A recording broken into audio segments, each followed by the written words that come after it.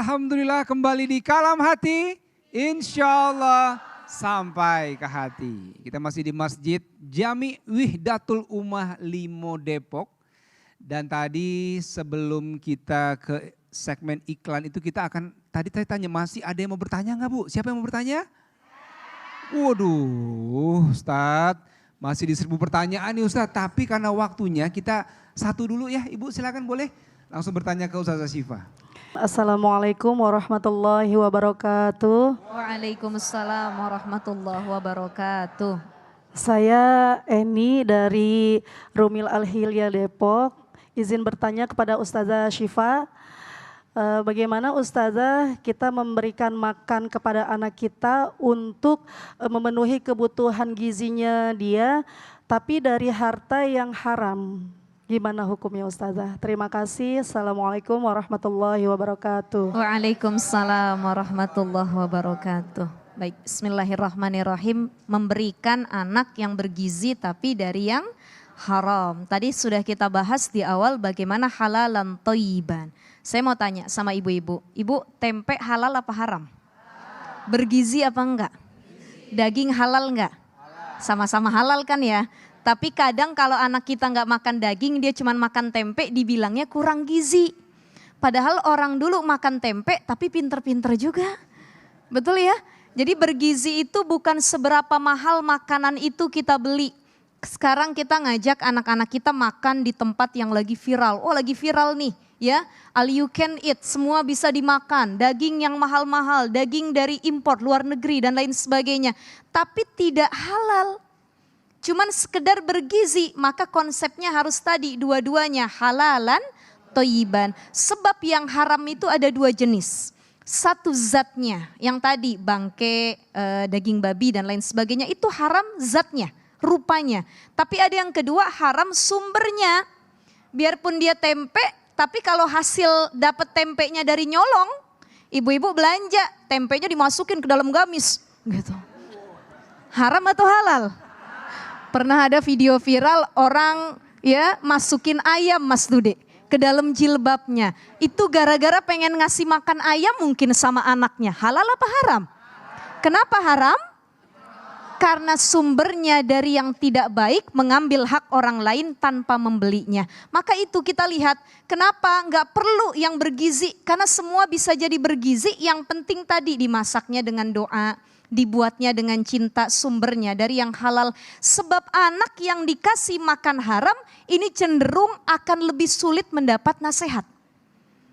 Jadi kalau dinasehatin masuk kuping kanan, keluar kuping kiri. Yang ada bertengkar mulu sama orang tua, mendirikan sholat susah. Energinya tadi buat maksiat lebih mudah. Ya dinasehatin mental, gak mau terima nasihat. Sekalipun itu dari orang tua ataupun gurunya. Maka apa pesan Allah dalam Al-Quran? Jagalah dirimu dengan perbuatanmu dan jagalah anak-anakmu dengan wasiatmu. Nak, kalau ibu udah gak ada, makan tetap yang halal ya nak. Kasih anak-anak yang halal ya nak. Kenapa? Karena nasihat akan mudah diterima. Hati akan lebih tenang, tadi kata Ustadz Munawir. Akan lebih bercahaya. Sebab al-ilmu nurun. Ilmu itu cahaya. Dan cahaya itu hanya akan masuk kepada hati yang seringkali diberi asupan yang halal.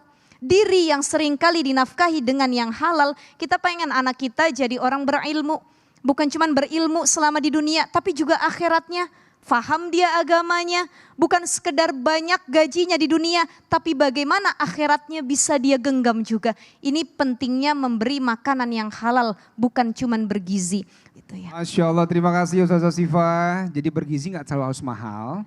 Kemudian tadi juga sumbernya itu, wah karena dampaknya kepada anak. Anak jadi durhaka, susah dikasih tahu. Jauh dari Allah, mudah-mudahan itu nggak terjadi sama kita ya Bu ya.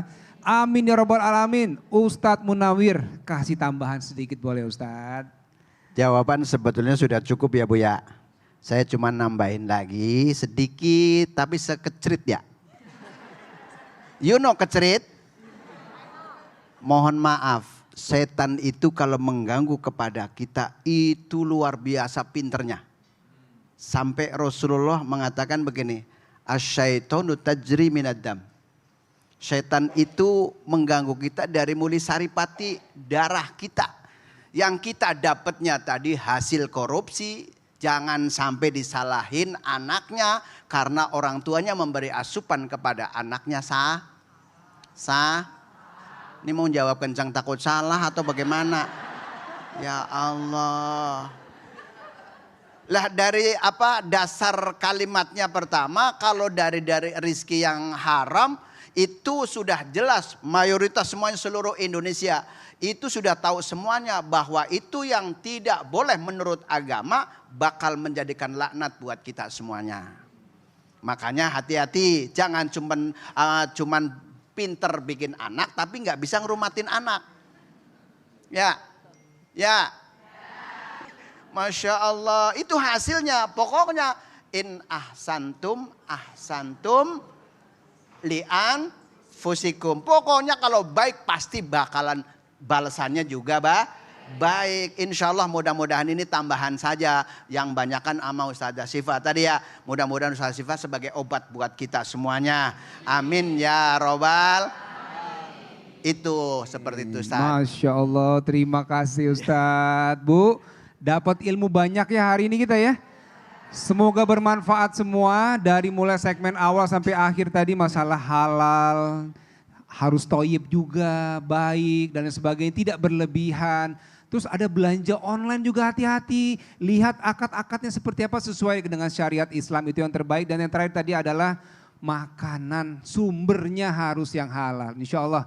Terima kasih guru-guru kita, Ustadz Munawir, terima kasih Ustazah Syifa. Ustazah Inaro terima kasih banyak dan ibu-ibu semua yang hadir semua terima kasih banyak dan teman hati semua yang dirahmati Allah dimanapun berada terima kasih banyak sudah menyaksikan dan jangan lupa untuk follow Instagram dari Kalam Hati @dikalamhati ya, silakan komen, silakan DM dan kasih kita rekomendasi masjid apa dan di mana yang akan kita kunjungi. Siapa tahu ada masjid Anda semua, kita akan kunjungi di sana dan bisa bersilaturahmi dengan Kalam Hati insya Allah. Saksikan terus Kalam Hati, jangan lupa follow Instagram dan semua medsosnya Kalam Hati. Bisa dilihat ada YouTube channelnya juga dan lain sebagainya. Insya Allah bermanfaat konten-konten dakwahnya. Terima kasih, sampai ketemu di episode berikutnya. Saya pamit. Wassalamualaikum warahmatullahi wabarakatuh. Waalaikumsalam warahmatullahi wabarakatuh. Tetap di Kalam Hati, insya Allah sampai ke hati.